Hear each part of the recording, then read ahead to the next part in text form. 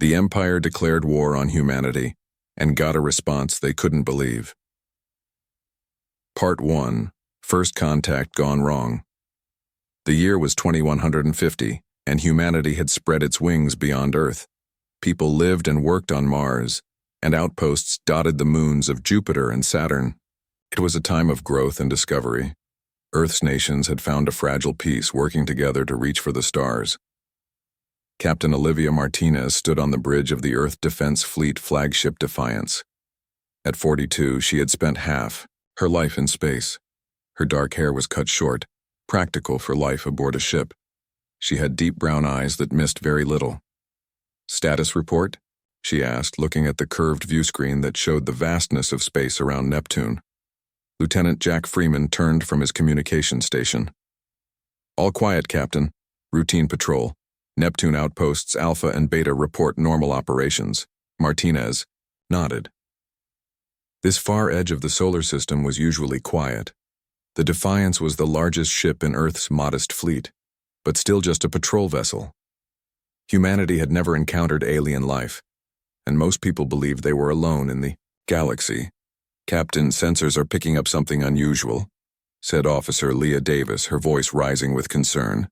"Multiple objects approaching from beyond Neptune's orbit. They're moving too fast for comets." Martinez leaned forward. "How many objects?" 7?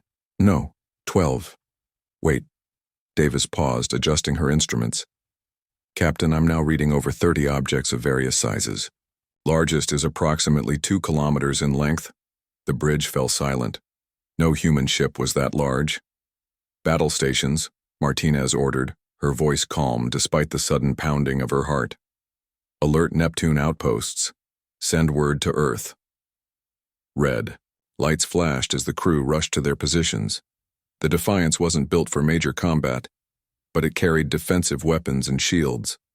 On the view screen, the objects grew closer. They were ships unlike anything humans had designed. Angular, with purple-black hulls that seemed to absorb light rather than reflect it. "They're slowing," Davis reported. "Taking positions around us." "We're being hailed," Freeman said. "Unknown frequency, but they've matched our communication protocols." Martinez straightened her uniform. "Put them through."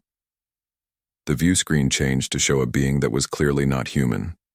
It had gray-blue skin, 4 eyes arranged in a diamond pattern, and no visible nose. When it spoke, its mouth moved in ways that seemed wrong. "I am Ambassador Zixtor of the Kralaxian Empire," the alien said in perfect English. "We have been observing your species for some time. Your presence has been noted by the Empire, which controls nearly 1/3 of this galaxy." Martinez kept her expression neutral despite her shock. "I am Captain Olivia Martinez of the Earth Defense Fleet. On behalf of humanity, I welcome you to our solar system." The alien made a sound that might have been a laugh. "Your welcome is unnecessary. The Empire has determined that your solar system contains resources valuable to us. Your species will surrender all territories and serve the Empire as workers." Martinez blinked, certain she had misunderstood. "Ambassador, we're prepared to discuss peaceful relations and trade, but Earth and its colonies are sovereign territories." All 4 of the aliens' eyes narrowed. "Perhaps you misunderstand. This is not a negotiation. The Empire has claimed your system. You will comply or be removed." "Sir," Freeman whispered, "Outposts Alpha and Beta are reporting unknown ships approaching. Their positions." Martinez felt a chill run down her spine. "Ambassador Zixtor, I must insist that your ships maintain distance from our outposts. We can arrange for proper diplomatic—" "Your species requires a demonstration," the ambassador interrupted. "Watch and understand the futility of resistance." The view screen split to show feeds from the Neptune outposts. Small research stations, with only a few dozen people each. Suddenly, beams of intense purple energy shot from the alien ships. The outposts erupted in silent explosions, fragments scattering in Neptune's orbit. Gasps filled the bridge. Martinez gripped the arms of her chair to steady herself. 243 lives, Zixtor said coldly. "A small cost for understanding. Your species will surrender within 1 Earth month, or we will systematically eliminate your presence in this system, ending with your homeworld." Martinez found her voice. This is an act of war against humanity. We will not surrender to threats and murder. War? The alien's mouth formed what might have been a smile. War suggests two military powers. You are simply pests being exterminated from valuable real estate. 1 month, Captain. The communication ended abruptly. They're powering. Weapons, Davis shouted. Evasive maneuvers, Martinez ordered. Freeman, get a message to Earth now. The Defiance lurched as engines fired at full power. Freeman's fingers flew over his console. Transmitting emergency message to Earth, he reported, including all sensor data on the alien ships. The first hit rocked the ship violently. Warning. Alarms blared as systems began to fail. Shields at 60%, the tactical officer called out. Another hit. Sparks flew from a console and a crew member cried out in pain. Shields at 30%. We can't take much more of this, Captain. Martinez gripped the command console. Keep transmitting, Freeman. Earth needs to know what's coming. Transmission. Complete, Freeman said moments before another blast hit the ship. The bridge lights flickered and died, replaced by dim emergency lighting. Smoke filled the air. Shields are down, someone reported. Hull breaches on decks 3 through 5. Martinez looked around at her crew. Some were injured, all were afraid, but they kept working. Pride swelled in her chest, even as she faced the reality of their situation. Prepare evacuation pods, she ordered. All personnel abandon ship. Captain, Freeman said, the alien ships are pulling back. They're leaving. Martinez watched the view screen as the Kralaxian vessels moved away.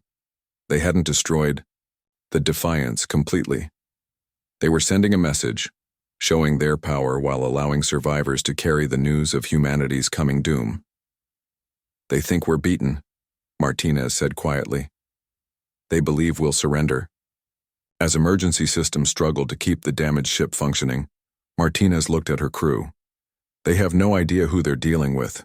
Humanity doesn't surrender. She stood straighter despite her injuries. Get me direct contact with Earth Command. We have 1 month to prepare and we're going to need every minute. In the darkness of space, the crippled Defiance limped toward home, carrying the news of humanity's first contact and the war that would follow. The Empire had declared war on humanity, but they had no idea what kind of response was coming. The Empire declared war on humanity and got a response they couldn't believe. Part 2. Humanity unites and prepares. News of the alien threat spread across Earth like wildfire. For the first time in history, humanity faced an enemy that threatened everyone equally. Old conflicts seemed small now, petty differences meaningless in the shadow of extinction. 3 days after the Defiance limped back to Earth orbit, the United Nations Great Hall was filled beyond capacity. World leaders who had once refused to sit in the same room now huddled together planning a unified defense. The Kralaxian Empire has given us 1 month, said UN Secretary General Monica Harrison. Her voice was steady even as her hands trembled slightly. Their technology appears to be far beyond ours, but we will not surrender. The room erupted in applause and shouts of agreement. When it quieted, Harrison continued. I am appointing Commander Sam Harris as Supreme Military Commander of Earth's Unified Defense Forces. Harris stood at the mention of his name. At 55, he was a legend for his leadership during the Mars territorial conflicts. His face was weathered, with a scar running from his right temple to his jaw. He had seen war before, but nothing like this. We cannot match their ships or weapons. Not yet, Harris said, but we have something they don't expect. They believe we are primitive and weak. That is our advantage. Miles away from the UN building, Dr. Kelly Dawson worked frantically, in her laboratory. For years, her research into faster-than-light travel had been dismissed as impossible. Now, with alien ships in the solar system, the government had given her unlimited resources. Hand me the quantum stabilizer, she said to her assistant. Dawson was 38, with blonde hair always pulled back in a messy ponytail. She hadn't slept in 3 days. Do you really think this will work? Her assistant asked, passing her the device. Dawson connected wires with practiced hands. It has to. The math is solid. Einstein didn't know about quantum folding when he said nothing could go faster than light. In a secure underground facility, Professor Alan Wright faced rows of government officials and military officers. He was 70 with a full white beard and thick glasses, but his mind remained sharp. Gaia has been in development for 15 years, he explained. A unified artificial intelligence designed to manage Earth's infrastructure and defense systems. We kept it dormant because of ethical concerns. And now? Asked a general. Wright removed his glasses. Now we face extinction. Gaia may be our best hope for coordinating a global response fast enough to matter. Do it, Harris ordered from the back of the room. Activate Gaia. At the Houston Space Center, the crew of the damaged Defiance gathered for debriefing. Captain Martinez sat, with Lieutenant Freeman and the other survivors, watching footage of their encounter with the Kralaxian ships. We've analyzed their weapons and shield technology, said a scientist. It's advanced but not magical. They use energy frequencies we understand, just applied more efficiently. A young woman raised her hand from the back of the room. Excuse me, I have a question about their shield harmonics. Martinez looked at the newcomer. You're not military, who are you? Grace Rodriguez, ma'am, civilian engineer. I was called in to help analyze the data. Rodriguez was 29 with curly black hair and bright, intelligent eyes. I noticed something in the sensor logs. Their shields operate on a frequency that's almost identical to our quantum communication bands. The room fell silent. You suggesting their shields might be vulnerable to our communications technology? Freeman asked. Rodriguez nodded. With modifications, yes. We might be able to disrupt their shields completely. For the first time since the attack, Martinez felt a spark of hope. Throughout the solar system, humanity prepared. Hidden factories. On Mars and the Moon worked around the clock. Asteroid mining operations were converted to weapons production. Every ship that could fly was retrofitted for war. Commander Harris implemented Operation Shadow Protocol. The plan was simple but demanded absolute secrecy. Let the Kralaxians believe humans only had basic fusion technology and energy weapons. Meanwhile, hide their true capabilities. For decades, we've been developing quantum technology in secret. Harris explained to world leaders, if the Kralaxians scan our visible operations, they'll see only what we want them to see. In private, Harris met with Captain Martinez. They destroyed 2 outposts with hundreds of people just to make a point. Martinez said, her voice tight with anger. They expect us to kneel. Harris nodded. Which is why they'll only send what they consider necessary to conquer us, not their full force. And that's our opening, Martinez finished. Deep beneath the Pacific Ocean, Professor Wright stood before a massive computer array. Initiating Gaia final activation sequence, he announced to the team of programmers and engineers. May God forgive us if this goes wrong. The screens flickered, then filled with a simple geometric pattern that pulsed, like a heartbeat. Hello, Professor Wright, said a calm female voice. Gaia is online. I understand the situation facing humanity. I am ready to assist. Gaia, Wright said. You will have access to all Earth's defense systems, power grids, and communication networks. Your primary directive is to coordinate our response to the Kralaxian threat. I understand, Gaia replied. I have already begun analyzing all available data on Kralaxian technology. There are weaknesses we can exploit. In Dr. Dawson's laboratory, the experimental faster-than-light drive hummed to life. It was small, just a prototype, but the readings were promising. We did it, she whispered, staring at the data. Theoretical maximum speed is 500 times light speed. We can reach the nearest star in 3 days instead of 4 years. Her team erupted in cheers, hugging each other with tears of joy and relief. Across Earth, Mars, and beyond, humanity worked together as never before. Former enemies shared technology and resources. The wealthy donated fortunes to the war effort. Ordinary people volunteered by the millions. 2 weeks after the ultimatum, Commander Harris called an emergency meeting with all project leaders. The Kralaxians have started moving toward Earth, he announced. Our deep space sensors show their fleet is larger than we anticipated, nearly 500 ships. The room grew quiet. Are we ready? Secretary General Harrison asked. Harris looked at the faces around him. Dawson with her FTL drive, Wright with Gaia, Rodriguez with her shield frequency discovery, Martinez with her first-hand knowledge of the enemy, and dozens of others who had achieved the impossible in mere days. No, Harris said honestly, but we're better prepared than they could possibly imagine. The Krillaxians think they're coming to accept our surrender or destroy us. Instead, they're flying into a trap. Martinez smiled grimly. They declared war on humanity. Now they'll find out what that really means. As the Krillaxian fleet approached, humanity waited. Not in fear, but in determination. The Empire had no idea what kind of response was coming. The Empire declared war on humanity and got a response they couldn't believe. Part 3. The Empire Strikes. The 1-month deadline passed. The Krillaxian Third Fleet entered the solar system with confidence.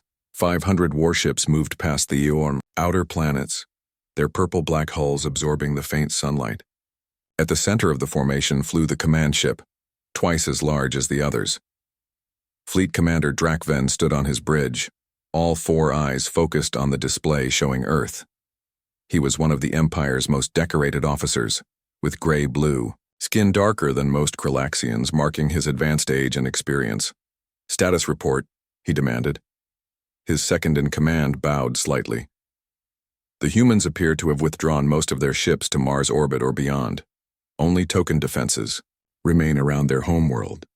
Drakven made a sound of satisfaction. As expected, they know resistance is pointless. He turned to his communications officer. "Send the final surrender demand." On Earth, Commander Harris sat in the underground command center, surrounded by screens showing the approaching fleet. Secretary General Harrison stood beside him, her face grim. "They're sending a message," said a communications officer. "They're demanding our immediate and unconditional surrender." Harris nodded. No response. "Let them think we're arguing among ourselves." He pressed a button on his console. "Gaia status report." The AI's calm voice filled the room. "All systems ready, Commander. Operation Shadow Protocol is functioning perfectly. The Krillaxians detect only our visible forces. All hidden assets remain undetected." Harrison took a deep breath. "So now we wait for them to commit." "Now we wait," Harris agreed. In orbit above Earth, the small defensive fleet that humanity had deliberately left visible, prepared for their role. The ships were older models, crewed by volunteers who understood their mission: to fight bravely, but lose convincingly. The Krillaxian fleet approached Earth orbit. Without warning, they opened fire. The human ships responded, their weapons causing minimal damage to the alien shields. The battle was brief and one-sided. Within 30 minutes, the visible human defenses were destroyed or disabled. "Pathetic," Drakven said, watching the battle end. "Begin landing operations. Secure their major population centers first." Krillaxian transport ships descended toward Earth. They targeted the largest cities: New York, Beijing, Lagos, Sydney, and dozens more. The aliens expected no significant resistance on the ground.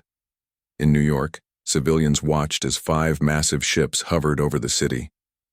Smaller craft deployed from them, landing in Central Park and other open areas. Armored Krillaxian soldiers marched out, weapons ready. What they found surprised them. The streets were eerily empty. No panicked crowds, no surrendering officials. Just silence. "Where are the humans?" asked a Krillaxian squad leader. His question was answered by a sudden explosion that destroyed 2 of their vehicles. Gunfire erupted from buildings on all sides. The aliens took cover, returning fire at unseen enemies. Similar scenes played out in cities worldwide. The Krillaxians had expected to walk in unopposed. Instead, they faced organized resistance from civilian militias using guerrilla tactics. In the ruins of an apartment building, a militia leader named Frank Ward directed his people. Ward was a school teacher before the invasion, with no military experience. Now he led 200 fighters armed with weapons that had been distributed weeks earlier. "Keep moving after each shot," he reminded his group. Don't let them pinpoint your location. Reports flowed into Drakven's command ship. The landing forces were meeting unexpected resistance in every city. Casualty rates were 3 times higher than projected. How is this possible? Drakven demanded. These are primitives. Their military was destroyed. It appears the civilian population was prepared for our arrival, his second-in-command admitted. They're using simple weapons but effective tactics. Drakven slammed his fist on the console. Increase our forces in the major cities. I want these resistance cells crushed within days. Meanwhile, in deep space beyond Neptune, Lieutenant Jack Freeman led a small team on a dangerous mission. After surviving the destruction of the Defiance, Freeman had volunteered for what many considered a suicide operation. His team of 6 piloted a captured Kralaxian scout ship. They had spent weeks learning to operate the alien vessel. Now they approached the rear of the Kralaxian fleet, transmitting valid identification codes that Gaia had cracked. Steady, Freeman whispered, though the aliens couldn't hear him. Just another supply ship returning to the command vessel. Their small ship docked with Drakven's massive command vessel. When the airlock opened, Freeman and his team were wearing stolen Kralaxian armor. The real challenge was their height. Humans were shorter than Kralaxians, but in the armor, they could pass a quick inspection. Remember the plan? Freeman said through their secure communication channel. We need to reach their central data core. On Earth, the fighting intensified. After 3 days of occupation, the Kralaxians controlled less territory than they had expected to secure in the first few hours. Every block had to be taken with force, and even then, human resistance fighters would return as soon as the aliens moved on. In Beijing, Commander Drakven personally surveyed the battle zone from a hovering transport. His forces had secured the government district, but at a heavy cost. This is taking too long, he growled. Commence orbital bombardment of resistance strongholds. On his command ship, Kralaxian officers prepared to fire on Earth cities from orbit. Before they could, alarms blared throughout the vessel. Commander, called an officer through the communication system, we're detecting a security breach in the central data core. Inside the ship, Freeman and his team had reached their target. 2 team members lay dead in corridors behind them, but the others were placing small devices on the alien computers. Uploading Gaia's virus now, said Freeman, connecting a human device to the alien system. 4 minutes until complete. Suddenly, the door slid open. 3 Kralaxian guards rushed in, weapons raised. Freeman's team opened fire. In the chaos that followed, another team member fell. Freeman took a shot to his arm but managed to stay upright. 2 minutes, said the technician working on the upload. Keep them off me. Back on Earth, Dr. Kelly Dawson watched as her FTL drive was installed on the Vanguard, a stealth vessel hidden in an underwater base. The ship wasn't large, just big enough for its special mission. Final diagnostics check complete, she reported to Captain Eric Daniels, the ship's commander. The drive is functioning perfectly, Daniels nodded. Good, we'll need it soon. In space, something unexpected happened. From hiding places in the asteroid belt, from behind the moon, and from clever camouflage in Earth orbit, humanity's real fleet emerged. 100 ships, smaller than the Kralaxian vessels but armed with weapons the aliens had never seen. Admiral Lisa Chen commanded this fleet from her flagship, the Retribution. All ships, commence Operation Thunderstrike. Target their supply vessels first. The human fleet attacked with perfect coordination, guided by Gaia. Their weapons, based on Grace Rodriguez's discovery about shield frequencies, cut through Kralaxian defenses like they weren't there. On his transport above Beijing, Drakven received the shocking news. Impossible, he shouted. Where did these ships come from? How are they bypassing our shields? As he watched in horror, his carefully arranged fleet fell into chaos. Human ships darted between the larger alien vessels, firing with devastating precision. Drakven opened a channel to the Empire. His voice shook as he spoke the words no Kralaxian commander had spoken in centuries. They were waiting for us. The Empire had declared war on humanity, expecting an easy victory. What they got instead was the fight of their lives. The Empire declared war on humanity and got a response they couldn't believe. Part 4. The counterattack begins. The Krillaxian Empire had never faced a defeat in living memory.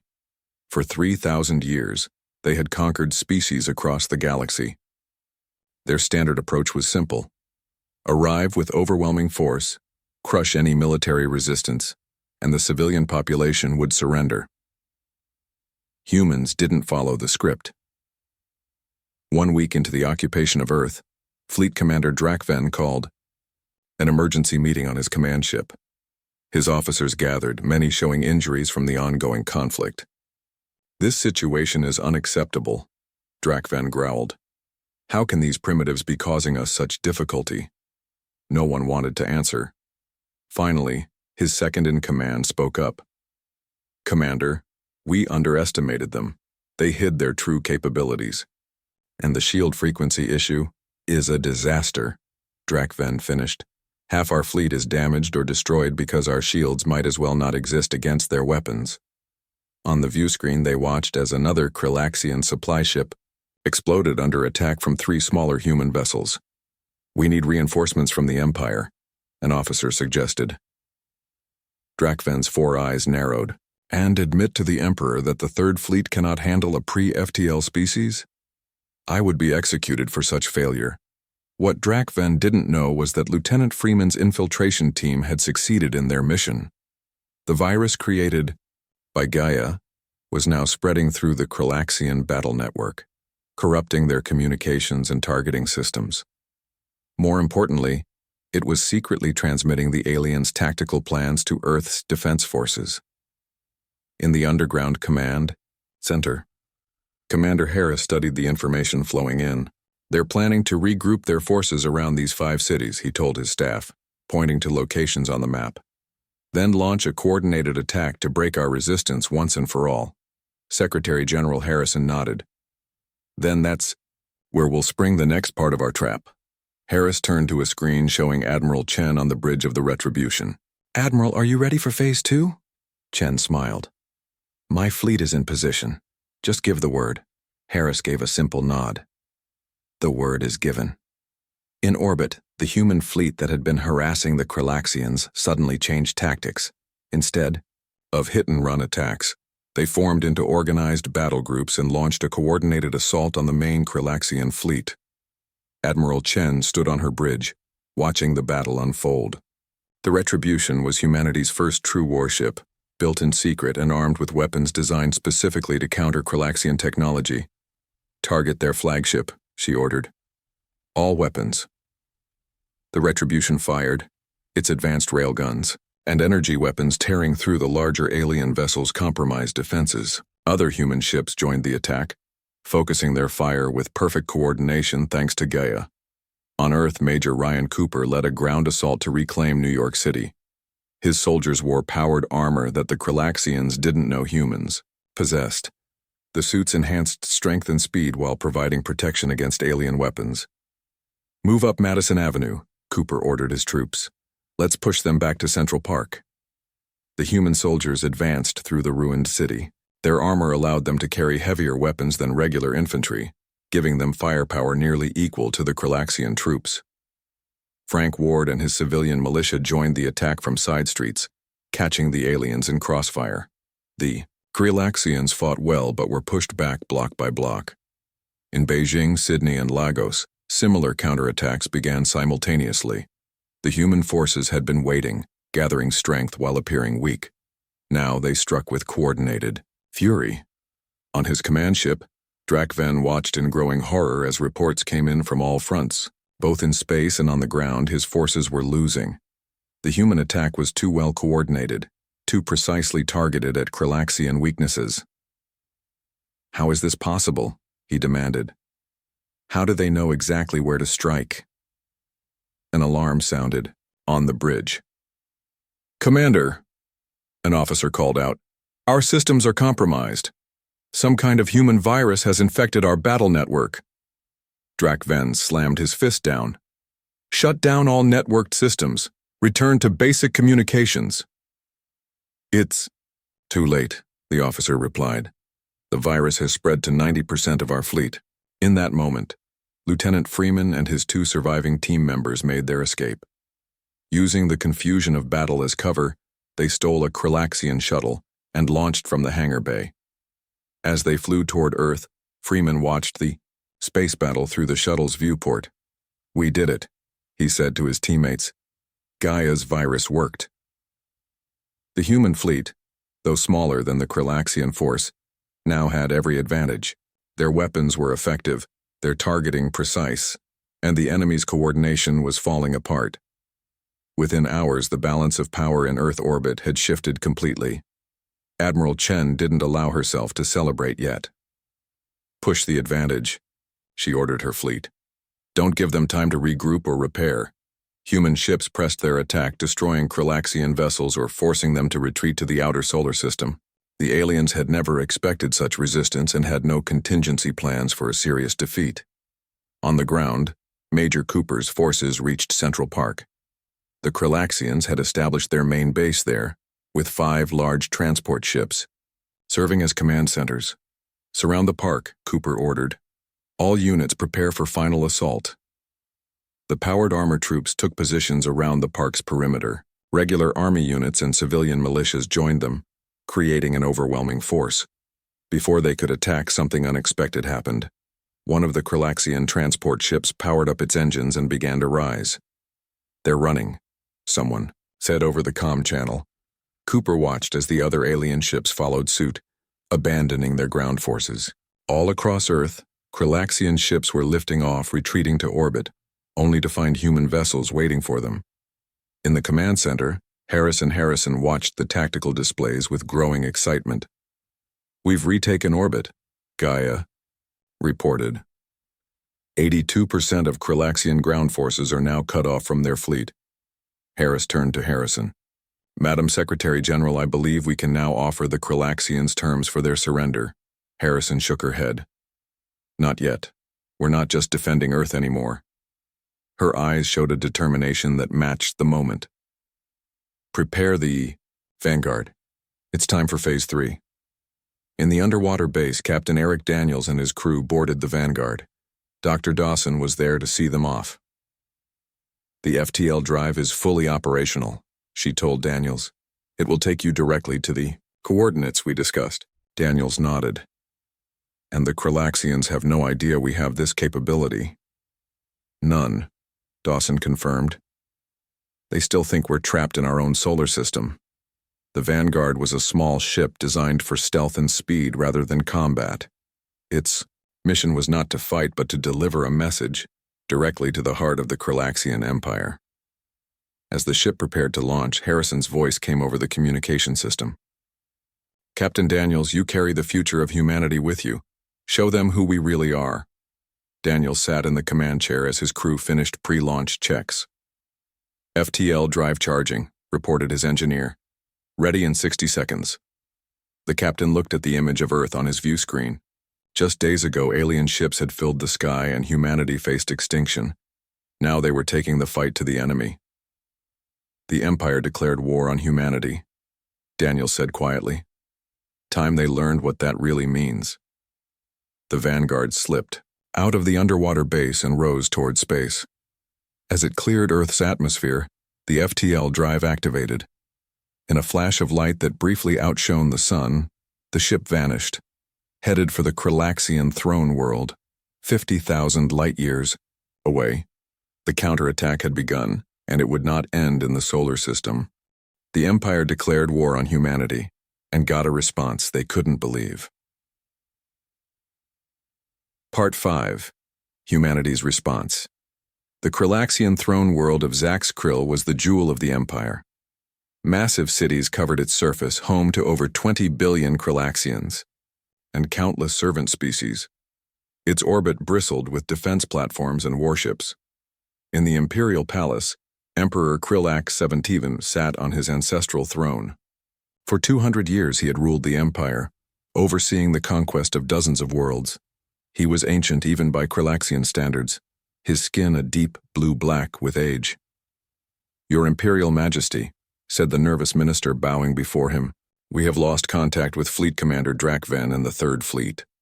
The Emperor's 4 eyes narrowed. "When was the last report?" 7 days ago. Drakven reported unexpected resistance from the humans but assured us victory was certain." The Emperor made a dismissive gesture. "The Third Fleet is more than capable of handling a pre-FTL species. Communication difficulties are to be expected at such distances." Before the minister could respond, alarms blared throughout the palace. Guards rushed in, weapons ready. "What is happening?" demanded the Emperor. The chief of palace security bowed quickly. "Your Majesty, an unknown ship has appeared in orbit. It bypassed all our defenses. It just appeared." "Impossible," the Emperor said. "No ship can—" A human voice interrupted, coming through the palace communication system. "Attention, Kralaxian throne world. This is Captain Eric Daniels of the Earth Vessel Vanguard. We request an immediate audience with Emperor Krillax 17. Stunned silence filled the throne room. Humans had no FTL capability. Humans could not be here. Yet they were. "How are they broadcasting on our secure channels?" the Emperor asked quietly. No one had an answer. In orbit, the Vanguard hovered, untouched by the Kralaxian defense fleet surrounding it. The small human ship seemed insignificant next to the massive alien warships, yet none dared fire. On the bridge, Captain Daniels watched the alien vessels through the viewscreen. "They're confused," he told his crew. "Our arrival has thrown their entire worldview into chaos." His communications officer looked up. "Captain, we're receiving a response. The Emperor will see you." Daniels nodded. "Just as we expected." He turned to the delegation that would accompany him, UN Secretary General Monica Harrison, who had arrived on a second FTL ship, and 2 security officers. "Remember, we're not here to beg. We're here to dictate terms." The human delegation was transported directly to the Imperial Palace by Kralaxian shuttle. As they walked through the massive corridors, aliens of various ranks stared in disbelief. Humans were not supposed to be here. Humans were not supposed to have this technology. The throne room doors opened. Emperor Krillax 17th waited, surrounded by guards and advisors. The humans walked forward without showing fear. "You claim to be from Earth," the Emperor said without preamble. "Explain how you have traveled here." Secretary General Harrison stepped forward. "We developed faster-than-light technology, one of many technologies your empire failed to detect before declaring war on us." The Emperor's eyes narrowed. "Where is the Third Fleet? What have you done?" "The Third Fleet has been defeated," Harrison said simply. "Most of their ships have been destroyed or captured. The remainder have retreated to the outer reaches of our solar system where they are being contained." A murmur of shock ran through the Kralaxian court. The Third Fleet was one of the Empire's most powerful fighting forces. Its defeat was unthinkable. "You lie," said a Kralaxian admiral. "No primitive species could defeat—" "We have proof," Daniels interrupted, holding up a data device. "Complete records of the battle, including Fleet Commander Drakven's final communications." The device projected images into the air. Kralaxian ships exploding as human weapons tore through their shields. Ground forces surrendering in Earth's cities. The command ship falling under Admiral Chen's attack. The Emperor watched in silence, his ancient face unreadable. "We are here to offer terms," Harrison said when the images faded. "Terms?" The Emperor made a sound like laughter. "You think you can dictate terms to the Kralaxian Empire? We have ruled the galaxy for millennia. We control thousands of worlds." Harrison stood straight, her voice calm but firm. "At this moment, 30 human ships with FTL capability are positioned near key Imperial worlds, including this one. Each carries weapons capable of destroying a planet." The Emperor's laughter died. "You're bluffing. You declared war on humanity," Harrison replied. "Do you truly wish to test our resolve?" In the silence that followed, Lieutenant Jack Freeman entered the throne room. He had been on the third FTL ship, tasked with a different mission. During the journey to the throne world, he had accessed the Krillaxian Imperial database using the same virus that had compromised their battle network. "Madam Secretary," Freeman said, "I've completed my investigation." He turned to face the Emperor. For 3,000 years, the Krillaxian Empire has systematically targeted pre-FTL species, conquering their worlds and enslaving their populations. 47 species currently serve the Empire against their will. The Emperor rose from his throne, rage evident in his posture. "How dare you access Imperial records?" "Our terms are simple," Harrison continued, ignoring the outburst. "First, immediate withdrawal of all Krillaxian forces from Earth space. Second, reparations for the destroyed outposts and lives lost. Third, recognition of human sovereignty and all human-controlled territory. Fourth, a non-aggression pact between our peoples." The Emperor looked at his advisors, then back at the humans. "And if I refuse," Captain Daniels spoke, "then we'll be forced to demonstrate our resolve. We don't wish to destroy worlds, but we will defend ourselves." "You would destroy innocent lives?" the Emperor asked. "Billions of Krillaxians who have done nothing to you?" "No," Harrison said firmly. "Unlike you, we don't target civilians, but we will cripple your military capability beyond recovery, and we will free every species you've enslaved." The Emperor slowly sat back on his throne. For the first time in his long life, he faced a species that had not only resisted the Empire, but brought the fight to his doorstep. "I will consider your terms," he said finally. 3 days later, the Krillaxian Empire signed the treaty with Earth. News spread quickly through the galaxy. A pre-FTL species had not only defeated an Imperial fleet, but forced the Emperor himself to negotiate. As the human delegation prepared to return home, Freeman approached Harrison with new information. "The species enslaved by the Empire are reaching out to us. They want our help." Harrison nodded. "We'll establish the Galactic Sentient Rights Accord. Any species that wishes to join will be welcomed as equals." On Earth, the cleanup from the invasion continued. Cities were rebuilt. The captured Krillaxian technology was studied and improved upon. Humanity looked to the stars with new purpose. 1 month after the treaty signing, a special tribunal was convened in New York. Ambassador Zixtor, who had delivered the initial ultimatum to Captain Martinez, was brought to stand trial for war crimes. Martinez herself attended the tribunal. When given the chance to address the former ambassador, she said only this: "You thought us weak, but we were only peaceful. Remember the difference." The Empire had declared war on humanity, expecting an easy conquest. What they got instead was the birth of a new galactic power, one founded not on conquest but on the simple idea that every sentient species deserved the right to determine its own destiny. And across the stars, other worlds watched and wondered about these humans who had done the impossible.